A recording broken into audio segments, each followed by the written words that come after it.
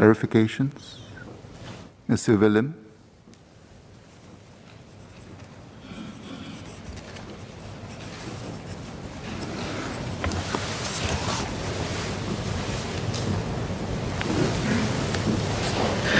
Chairman, I have clarifications for Minister of State Low Yen Ling, who responded to my cut on arts spaces.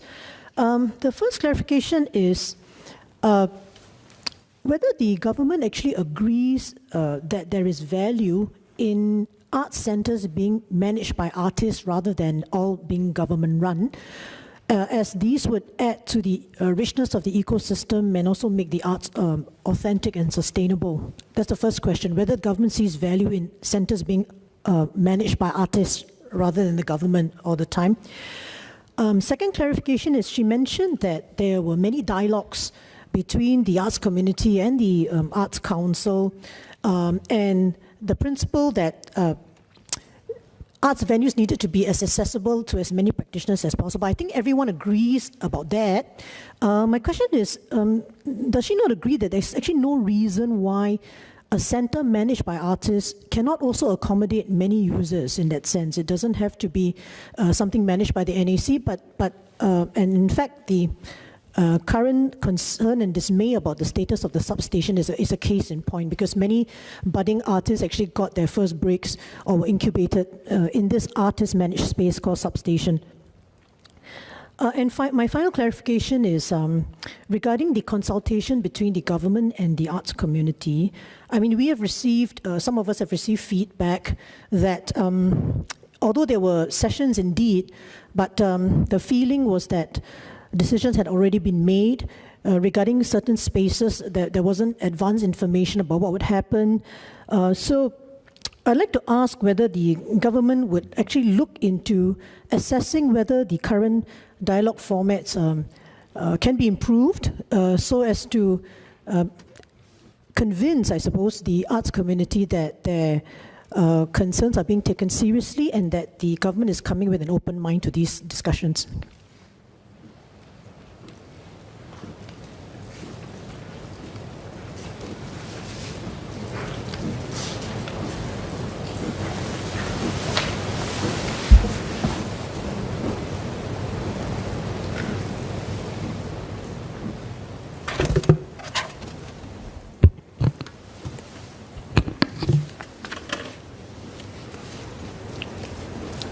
Chairman, I want to thank the member, Ms. Sylvia Lim, for her clarifications. And I want to use this opportunity to reiterate that the government is committed to helping our arts and culture sector to recover from the disruptions of pandemic, to transform, to future-proof ourselves, and also to thrive in the new normal of post-COVID world. I have spent some time to outline the various new measures, the top-up to ACRP, and not just the operating grant, but the venue hire subsidy, and also the SEP grants, etc., to demonstrate the government's commitment to turbocharge and turbo boost our arts and culture sector. And to her three clarifications, besides the various funding I talked about, another key means of support for our arts and culture sector is the provision of infrastructure. So the extension of the venue hire subsidy with the enhanced ACRP really serves to defray cost, improve cost recovery, and also encourage more shows and activities to be conducted. Earlier on, I explained that in Landscar Singapore, we have a responsibility to ensure that the space is used optimally and effectively. And we seek to provide fair access and inclusive opportunities for as many as possible in the community, especially new groups and young practitioners who need that incubator space. It is also our aim to ensure that the spaces are regularly updated, regularly upgraded to stay relevant to prevailing needs and to serve the overriding goals of the arts and culture community. Now, I also want to use this opportunity to explain that NAC takes a calibrated approach to spaces as well as grants. For example, where they are providing specific project grants, because after all, this is taxpayers' money, or even managing the Arts Resource Hub co-working space, they will exercise greater oversight. But otherwise, NAC will provide recipients with the autonomy to utilize and maximize the resources they are accorded within mutually agreed conditions.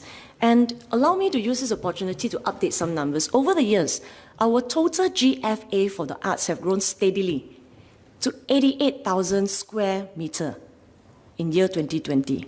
88,000 square meter in year 2020. And NAC has also facilitated the allocation of art space, primarily in private sector, which has also added 6,500 square meter GFA for arts through initiatives like the Community Sports Facility Scheme, etc. And to Ms. Lim's point about substation, allow me to use this opportunity to also share that MCCY and NAC recognize the contributions which the substation has made to our arts and culture landscape over the past 30 years. I have attended many such programs in my teens and early 20s. We had hoped that the substation would continue its role as an arts incubator.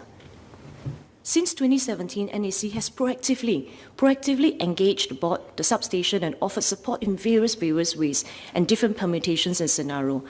In the interest of time, Chairman, details of the engagements are publicly available in NAC's statements.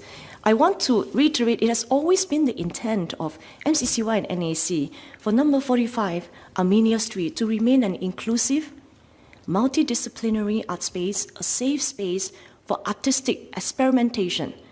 Following the renovation, which was already scheduled for a few years ahead of time, we hope that the place will continue to support the work of young and unproven practitioners and be a haven for collaboration and the arts and culture community.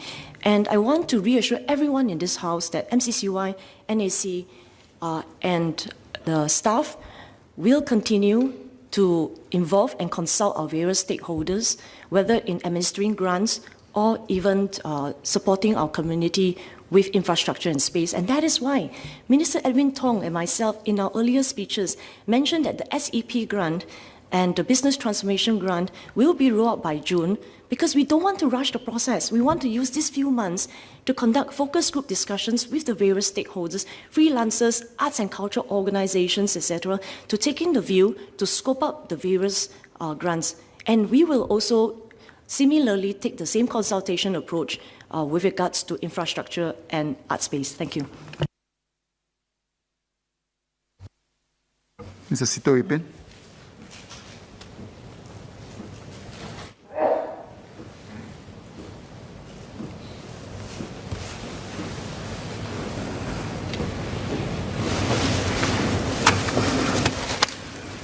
Thank you, Mr. Chairman.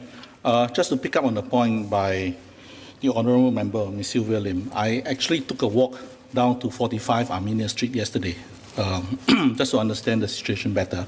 I noticed that 45 Armenia Street is located in the heart of the city, and actually surrounding it are many arts groups, such as School of the Arts, LaSalle College of the Arts, NAFA, and SMU is just next door. And in my mind, our friends in the arts fraternity are a group of people who possess the unique ability to turn black and white into a rainbow of colors. So in that context, I'd like to ask Minister Edwin Tong, what is the strategy and philosophy to support our arts group? And in the context of 45 Armenian Street, after the renovations, will more arts groups be able to benefit from the use of that space? Thank you.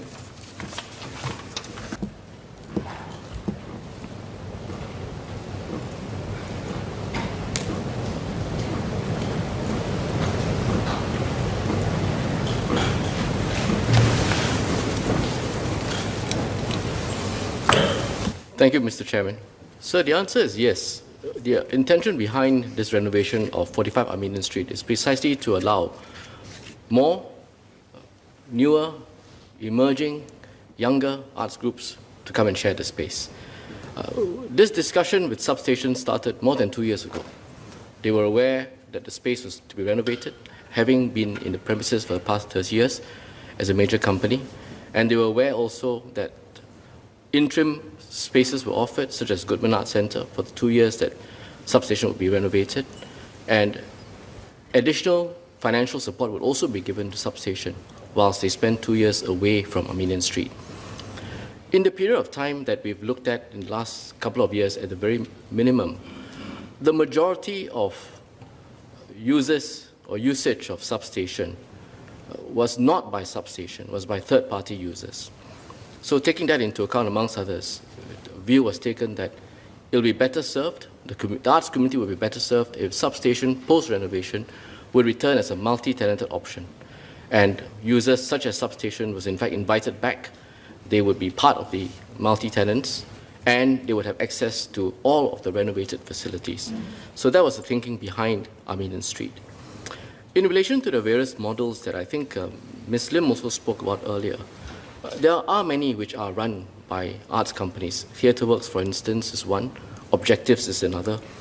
But equally, I will say that in Singapore, we have a model which has a mix of different types of management systems and operating models. We have those which are run by the own arts companies. Equally, we have those which are run on the basis of shared facilities, and they've done well, like 9 Years Theatre, like Pandemonium as an example. These have done well, even though they have shared facilities.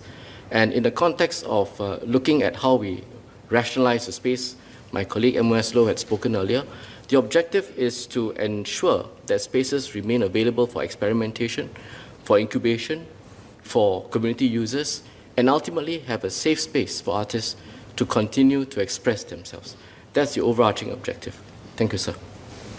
Mr. Sitoipin, would you like to withdraw your amendment, please?